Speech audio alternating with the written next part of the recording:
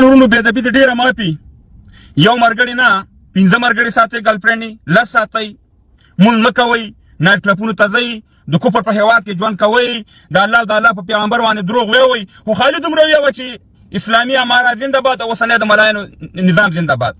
بس ته جنتي مي ته افغان مي که ته د کفر په هېواد کې ژوند هم کې پروا نه کوي که ته هر څومره بدې ردې وایې خو دې ته زنده باد وایې او دې ته وایې چې ستا نظام اسلامي او ته په حق روان یې او همداسې جمهوریتیان که ته هر څومره بد اخلاقه یې کنځلمارې وطن فروشې غصبګرې زورواکې هر لوبه دې کړې وي خو خالي دومره چې جمهوریت زنده باد او جمهوریت چودا په حق روان دی نو بیا ته رښتونکي افغان مې ته اتل مې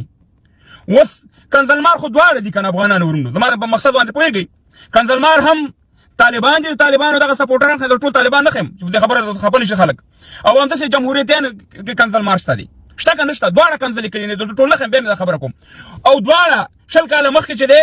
طالبان لاړه پاکستان ته وتښتېد وطن یې پرېښودو 20 کاله بعد جمهوریتیان لاړه وطن یې پرېښودو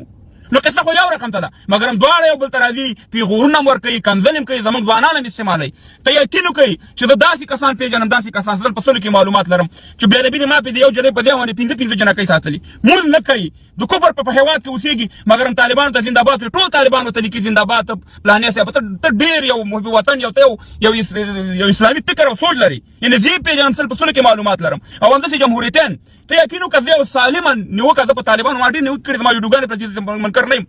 ما کړې ده ما ویډیو پې ډکه کړې ده ما ته غټو مولیانو غټ قاري صاحبانو ما کمنټونه لوستلي ما ته لیکلي پاچا کامواله ته کافر یې ته ملحد یې ته د کفر په هېواد کې ژوند کې ناروا دی ته وروره د کلیسا مزدور یې ته د امریکایانو مزدور یې الان کې دلته دومره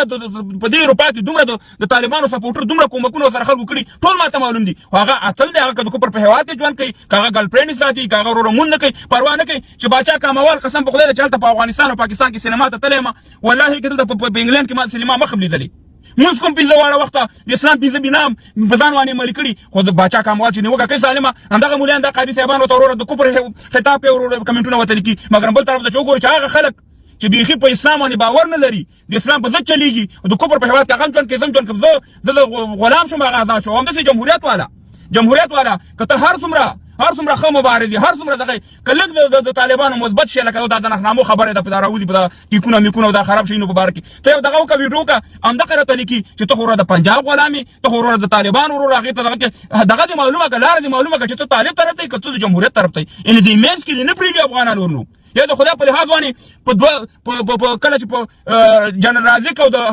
د قهرمان صاحب واقع پیښه شوه ما اشرف غني پسې یو تیزه ویډیو کړه ورته مېل چې بیک دې واله زه امریکې ته دلته تللی نه شي کولی ټول افغانان دې ووژل ما پسې خپل ملګري شخصي کې نور ټلیفونونه راپسې وشو لایفونه په ما باندې جوړ شو باچا کاموال چې دی دا خو د پاکستان غلام دی دا خو د طالبانو سپورټر دی وګوره اشرف غني صاحب ته توهین وکړو هغه وخت که زما اشرف غني صاحب دا خبره منلې وې دا 3 کاله به ولې دومره افغانان وژل کېدی مګر همدې ته دې نه پرېږدي یعنې که ته ښه سړی شي که ته هر څومره ښه دغه ولري تا نه پرېږدي یقین وکړه ما نیوکه دلته کړې ده بهري قاري صاحبانو پسې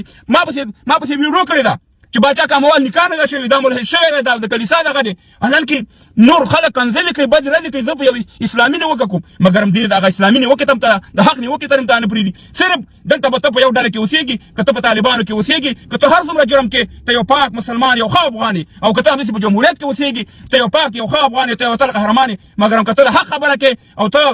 د هر یو چې مثبت کار کوي هغه ستایې او د هغې ملاتړ کوې تاسو نه پرېږدي تاسو کنځلې او بدې ردې وایي نو افغانستان الله دې مل شه والله چې که موږ په 1000 کاله کې د افغانستان جوړ کړو که موږ 1000 کالو کې په اتفاق شو چې زموږ دا حل چې د الله او د الله د رسول خبره پرېږدو یو مرګړی مې هغه د الله د الله د رسول نه غیر خبره کوو مګر که په طالبانو کې د هغې خبره وانې هېڅ رد موږ نه کوو بلکې د هغې دفاع کوو بلکې د ملحد سې ډکړو مګر هم د هغې